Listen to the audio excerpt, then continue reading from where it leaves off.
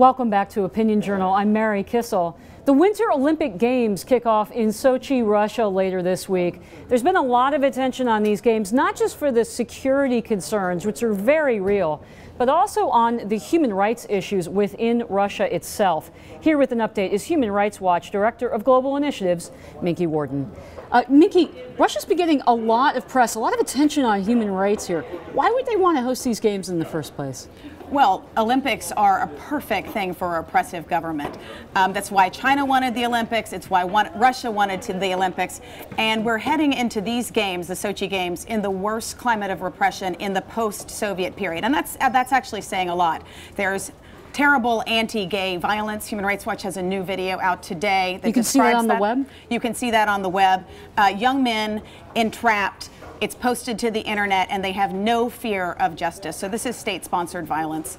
There are forced evictions, migrant labor abuses, crushing of civil society, beating up journalists, and harassing them. So it's everything you're not supposed to do if you're hosting the Olympics. Okay, well, but Russia isn't really paying for this, are they, Minky? Because the games are going forward. The athletes are on their way there. So it really hasn't had any repercussions on Putin, has it? Oh, I don't want to be a buzzkill. Everyone should enjoy the Olympics. But let's be clear. These are very ugly games happening in a terrible climate of human rights repression. And I think there's going to be a cost for that. World leaders aren't coming to the games. The ones who are criticizing Putin publicly.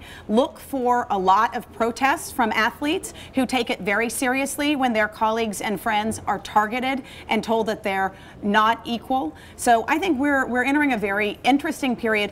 The IOC has totally dropped the ball. Look for a lot of pressure on corporate sponsors like Coca-Cola, GE, McDonald's. The heat is really being turned up on them for not defending gay rights. So I think we're entering a really interesting period.